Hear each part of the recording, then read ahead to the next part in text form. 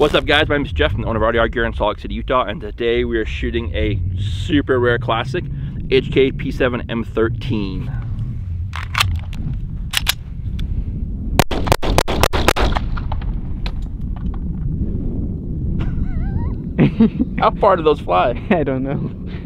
H&K P7M13. Squeeze cocker. Say it with me, Crispy. Squeeze cocker. First rounds, again, H&K P7M13. This gun, when I borrowed it from a friend of mine, has not been shot for around 10 plus years. So this is the first shots come out and my first time shooting this pistol. So I'm super stoked on that. So let's see what this thing can do. So again, this is a real quick note. This is a squeeze cocker, right? So right now, trigger is dead, completely dead. If you look back here, as we get that round indicator, now the hammer is cocked. So now I have a flat 4-pound trigger pull from here, so it's single action.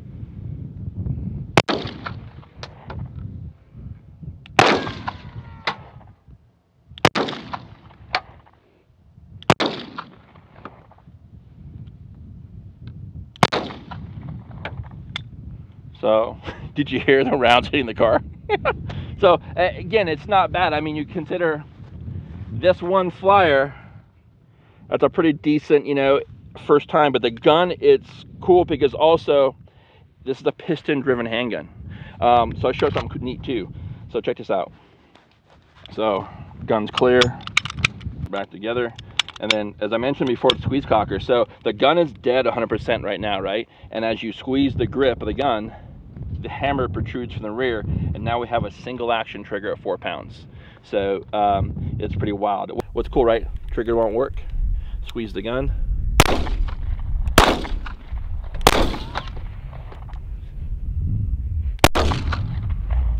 Shit.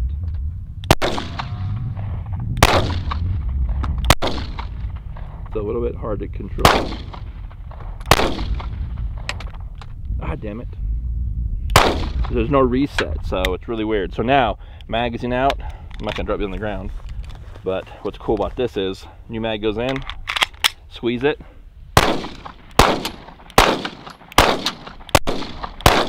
Why was it not shot for 15 years? Was this? It's a collectible. So the guy who owned it, this gun was carried by UHP. It's funny things like I didn't know until I started my research.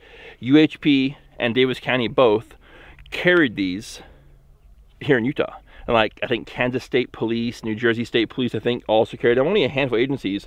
But when they first came out, it was like the iPhone 12, right? It was super expensive to manufacture, super expensive to these officers to carry. But at the end of the day, they just became these super, super rare collectibles. Right now, these things go used. At the low end, before all the COVID hype and shit went down, they're like $3,500. Now they're like $5 grand. So there's one right now, a brand new one, unfired, going for $8,000. Yeah, so they're super, super rare. If you watch Die Hard, Hans Gruber, before he's in Nakatomi Towers, before he kills the CEO of Nakatomi, he's a stainless version of one of these, and he kills the Hans Gruber, the bad guy, you know, the German, Jake's separate father. So Hans Gruber could be Jake's dad. Think about that.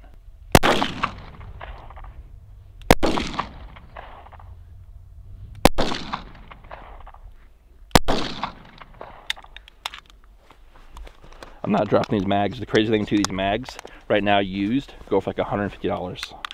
Watch the watch. Now check this out. It's cool. Goes in, you squeeze it, right? What's trippy too? Watch this. So trigger's dead, right? So if I keep the trigger back, this is the funny of the design, and squeeze the gun, it'll go off, right? So I'm squeezing the gun, trigger's depressed. It's just the design of the pistol. It's kind of wild.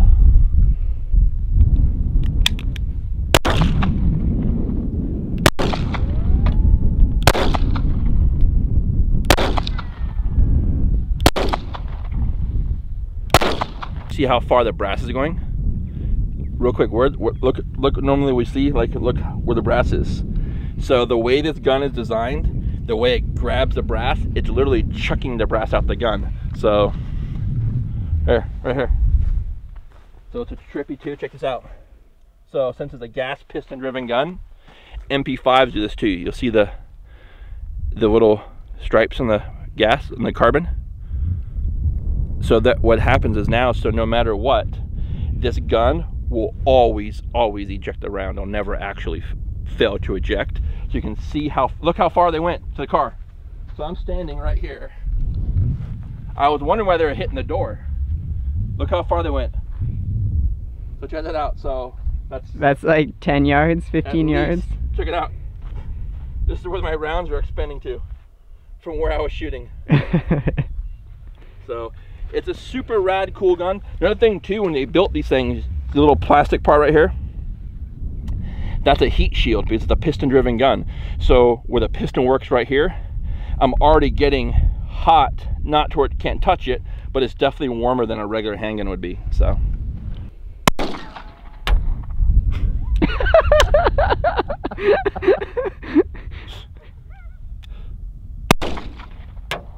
dude, that is insane how far it's throwing brass.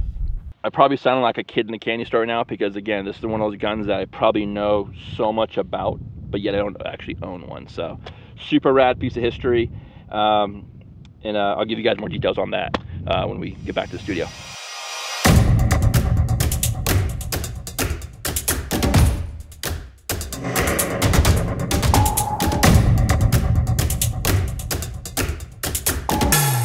Have you ever smelled old people, Crispy? I used to be a CNA. Okay. So you know what old people smell like. Uh-huh. This smells like old people. I'm excited. What's up, guys? My name is Jeff. I'm the owner of RDR Gear here in Salt Lake City, Utah. And today we have a super, super rare pistol. This is a gun that I have never owned, but I know so much about it because I've always wanted to have one. This was a gun that I was able to borrow from a good friend of mine. And I'm going to give you some down and dirty history. I'm going to nerd out a little bit, so please don't thumbs down me on this one. But I think if you're new to pistols, within, say, maybe the last 3 years, there's a very high probability that you've never seen this pistol, nor do you know what this pistol is, since it's coming up on a 50-year anniversary from its original design. So let's open this bad boy up. I think this case is probably as old as Crispy right here, but the lizard skin briefcase, it's probably some CIA shit. So what we have here, do this little stuff up. Over here. If you recognize these magazines, you're already ahead of most. This is a Heckler Koch P7M13. This is an original pistol. This is a matching serial slide and frame, 2 magazines, box, and if you don't know what this pistol is, this is an H&K P7M13 Squeeze cocker. This gun was first introduced, or commissioned I should say, to replace the 32 and 38 ACP after the Munich Games massacre, 1972. H&K sent out a bid request. The companies they sent one to were H&K, SIG, and Walther. H&K came back with the P7M13. SIG came back with what is known as the P225 or P6. Don't ask me why it went from P225 to P6. That's something that I could never figure out. Little side note on that, my dumbass had original West German P225. P6 markings, and I got rid of that gun before I moved from Florida back to Utah, so kind of pain in the ass. And Walther came back with a P5. And the P5 was basically the P38 with the extended barrel chopped off, kind of like a sub-nose P38. So those guns were the 3 that came back, and the German police ended up adopting the P7M13. They make this gun in 2 variations, a 13, which is a 13-round capacity magazine, and they make it an M8, which is a single stack 8-round capacity magazine. The M8s mostly were heel release, so where the lanyard here for the police self-loading pistol would be a lanyard system to the holster. This was a heel release right here, and you'd pop it and the mag would come out. These were made for US market as well as the German police market, with having a frame-mounted mag release. That was a paddle system down, very much similar to what the VP9 has today.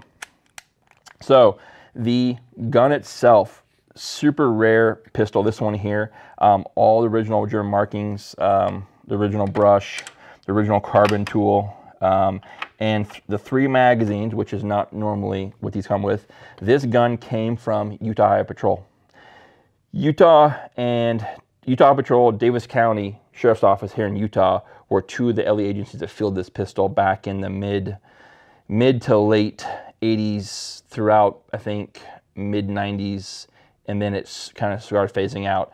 They went from the Squeeze Cocker to the Beretta Cougar. Don't ask me why, but that was the transition. So the Beretta Cougar was kind of one of those pistols that nobody ever wanted, and it was one of the guns that I don't know why they made it, or they switched from this to the Beretta, but that's just the weirdness of law enforcement.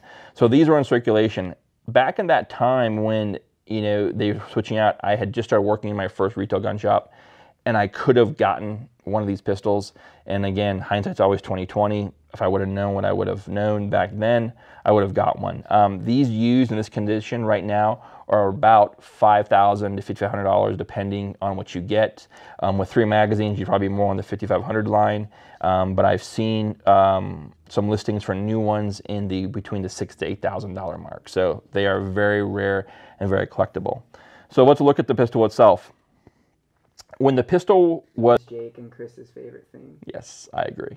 So the Squeeze Cocker pistol. So what that does, once the hammer is hammer is engaged, we now have a 4-pound single action trigger on every pull. So it is a very, very easy gun to shoot and a very accurate gun to shoot. In design with grip, the only downside is thumb placement. This gun is very slippery. There's no real place to index right here. So you're really trying to tuck this thumb down, which does give you a little bit of recoil management issue. The gun does have a little snappier recoil than, say, a regular handgun like a Glock. But keep in mind, when this gun was first introduced in 1972, Glocks weren't even around, right? This was like the spaceship of handguns. So this is a very, very old gun and a very rare pistol. The other cool thing that if you kind of look into, again, going back to the history, if you notice the way the grip angle here, this is a 110-degree grip angle. It is the exact same ergonomic feature of your hand doing this finger gun. Because if I hold the finger gun right here and put the pistol in it, it's the exact same shape. It's literally the same. So what happens is this gun sits very low in the hands, and it sits in a very natural grip angle. And the magazine, if you look at it, watch the magazine. So we look at the grip angle, right, going this direction. The magazine is straight up and down in the grip frame. So we have a very wide, comfortable grip that makes shooting that much better. And again, this ergonomic here is literally the shape of the hand, if you look at it like so. So a pretty cool feature there. Some of the things you'll see on this, again, 13-round capacity magazine, tritium night sights. Overall, this thing is just an amazing, amazing piece of history. The Munich Massacre is what triggered the need to go from 32 ACP and 38 ACP for most of the police guns. When the Munich Massacre occurred, they were woefully outgunned. So again, that's where the trigger for the 9mm pistol came about. Today, still, there are certain departments within the German police department who still use the PSP, or police self-loading pistol, today. I've seen some pictures. I did a lot of research on this one for this video, but this is a gun that I've always wanted. Again, I could never afford or find. What also made this gun somewhat iconic is, if you've watched the original Die Hard Christmas movie, Hans Gruber's pistol, Jake's dad, basically used this pistol to kill Mr. Nakatomi in Nakatomi Towers, my people, my brethren. So, to my peeps. So anyway, that, lo and behold, that's what really kind of also put this pistol on the map, because that was a stainless gun. Now, they did make this in stainless, and they are very rare. They did make them in stainless. They also made these in a different version. I forget the actual, I want to say it's a K numbering, but they made them in 22, 380, and 32 ACP. They also made them in 40 for the US market, and there has been rumored, I've never seen a picture of one, but I heard there was one that was made in 45. I don't know if that's true or not, but they were made in 45. They did make these in blued configuration with the polymer grips. They've made them with the wood grips, and then the stainless with wood and stainless with polymer. So if you find one of these across the market, man, you've got the coin, I would say buy one. It is a super cool piece of history, but again, it's one of those guns that it's iconic in its own right, and I think it'd be rad to have this thing. Or if HK, if you're watching, 50 years is coming up. Colt did it with the Python. It'd be super rad to do a limited run of P7M13s and P7M8s in both blued and stainless. That would be super rad to be able to own a piece of history like this, even if it wasn't the original birth date. But again, super awesome. HK, well done as always. This thing is beyond its years in design and functionality, and it's just awesome. So thanks for watching, guys. As always, we try to post 2 to 3 videos every week. So if you like what you see here, please like, share, and subscribe. Until next time, take care. HK P7M13 Squeeze Cocker. Say it with me, Crispy. Squeeze Cocker. Come on, say it. Squeeze Cocker. I'm trying to keep this a PG channel, dude. It's Squeeze Cocker. Yeah, but we need to monetize someday. You can't be saying stuff like that. Squeeze Cocker. It's an actual out of the gun.